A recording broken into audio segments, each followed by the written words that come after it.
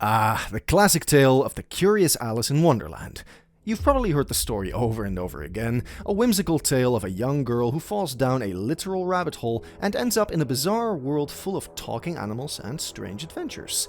But have you ever wondered if there's more to it than just a cute fantasy? What if Alice in Wonderland is actually filled with deeper, more relatable messages that we can only fully appreciate as adults?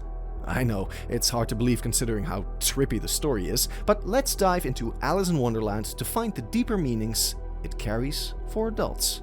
I'll be the first to admit that I never really thought one could find a deeper interpretation to Alice in Wonderland.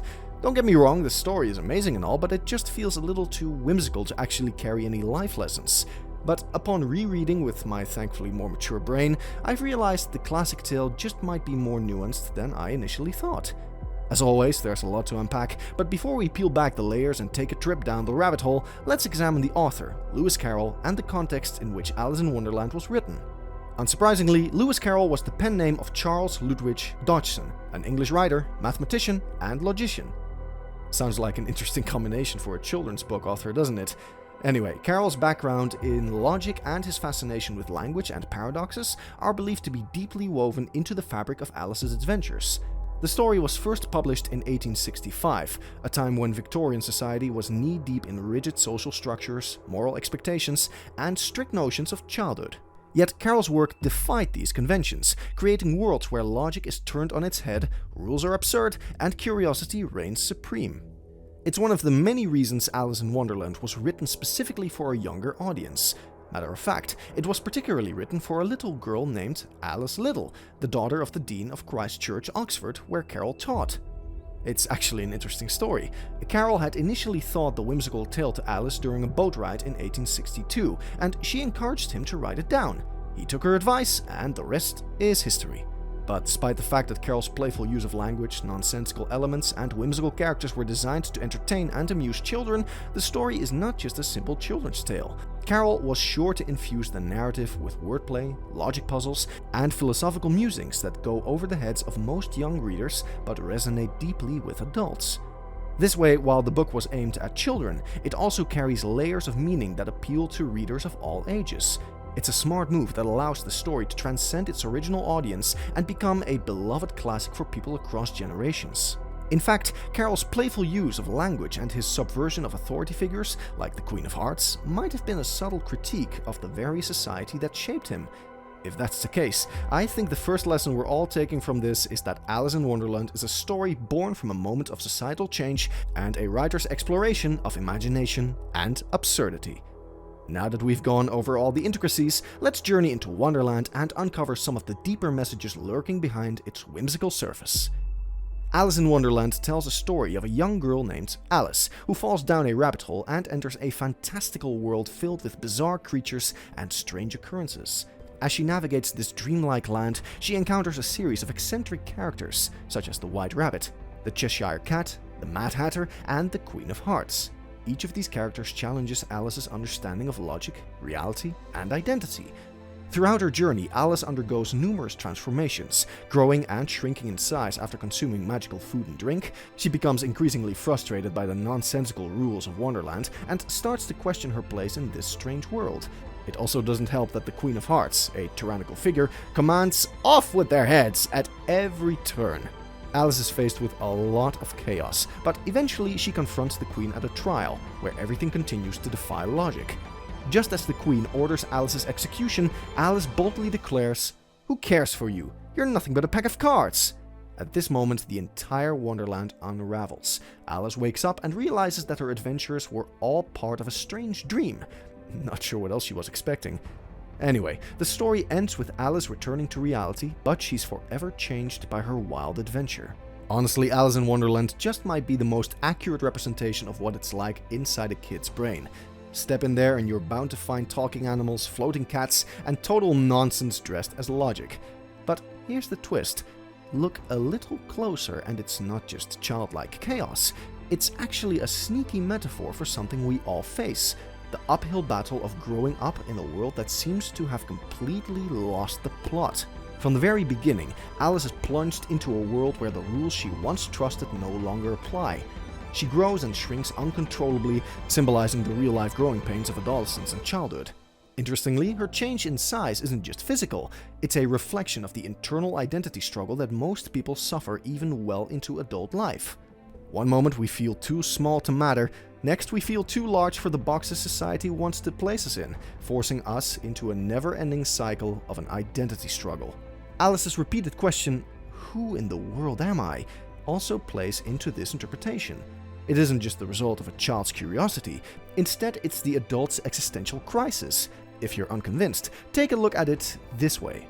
When jobs, relationships, or belief systems shift, does the ground beneath you feel as stable? Or does it feel as unstable as Wonderland's ever-changing floors? And remember when I said society sometimes tries to fit us in boxes? Well, what's the best way to get out of such situations? Pushing back. This is exactly what Alice does. In her struggle to not lose herself to Wonderland, she pushes back against authority, questioning the Queen, defying bizarre laws, and even standing up to those who try to silence her. That rebellion, while playful in tone, and honestly quite comical, mirrors how we as adults begin to challenge societal norms and expectations we once followed blindly. So, speaking up against injustice?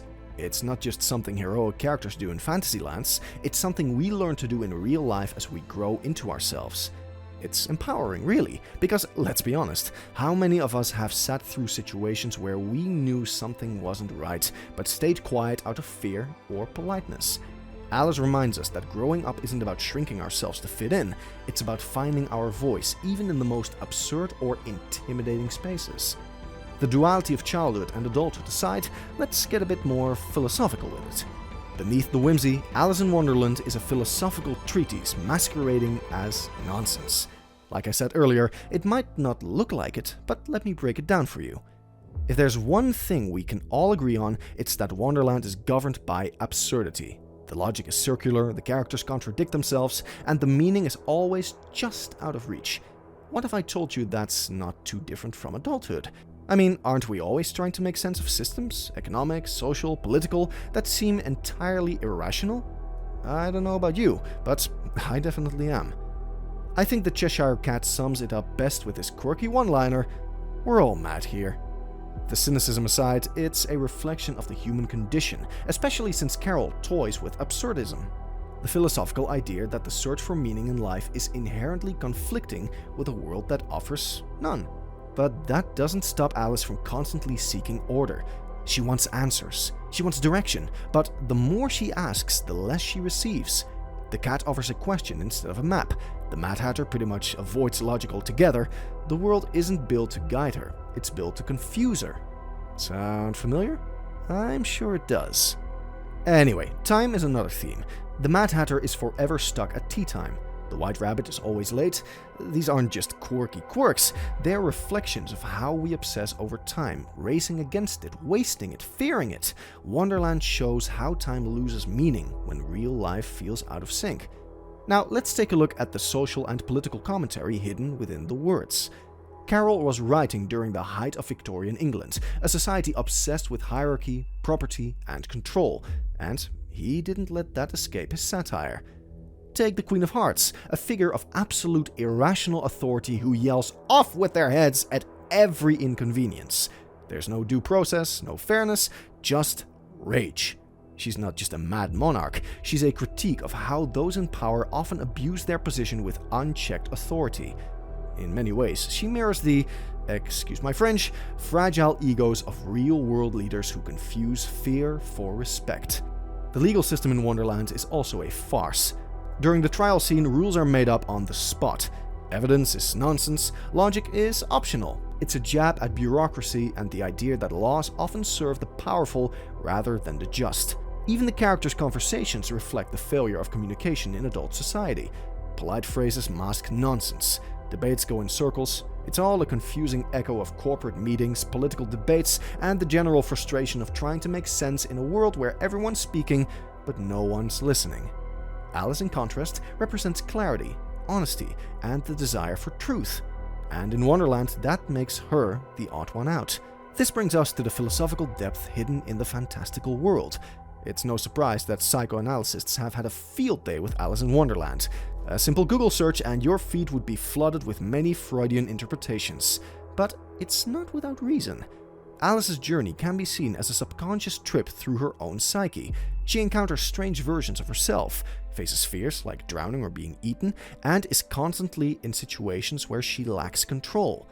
All of these are the kinds of symbolic experiences that reflect the hidden anxieties and suppressed emotions that bubble beneath adult consciousness. In Freudian terms, Alice is navigating the battle between the ID, impulsive characters like the Queen or Mad Hatter, the ego, her own attempts at reason, and the superego, the rules she tries to follow from the real world. Her confusion and conflict represent what happens when the unconscious mind takes the wheel. Some have even likened her experience to that of a dream state, or even a dissociative episode. Time warps, logic fails, people change shapes, and identities blur. It's a surreal mirror of the way adults often cope with stress, trauma, or emotional overload. In Wonderland, Alice is both an observer and participant, just like in real-life dreams and breakdowns. But we can't talk about Alice in Wonderland without addressing the elephant in the room. Was the book one long Victorian acid trip? I mean, let's look at the evidence. A girl falls down a rabbit hole, eats strange mushrooms, changes size, talks to a hookah-smoking caterpillar, and debates philosophy with a disappearing cat. Yeah, if that's not a fever dream, what is? But here's the twist. As much as many netizens would like for him to be, Carroll wasn't a trippy hippie. He was a math professor, a logic nerd, basically the kind of guy who throws a tea party and makes it a lecture on paradoxes. So where did all that wild, chaotic Wonderland madness come from? Logic puzzles, satire, straight-up brilliance, and a man with an overactive imagination and a real issue with Victorian society. To wrap things up, I kind of fell into my own rabbit hole while working on this video. Very on brand, I know. I got curious about what other adults think of Alice in Wonderland, so I started reading through online discussions, and one comment really stood out to me. Someone said Carroll probably wrote the book in a way that lets everyone interpret it differently. And honestly, that tracks. For you, maybe it's a story packed with hidden meanings and deep metaphors, or maybe it's just a wild, slightly chaotic childhood fever dream. Either way, that's the beauty of it. It can mean something totally different to each of us, and that's what makes it timeless. So, what's it for you? Is this story just one big acid trip, or is there something much deeper to it? I want to see what you think, so leave your comments below. And please, leave a like and subscribe to the channel for more videos like this.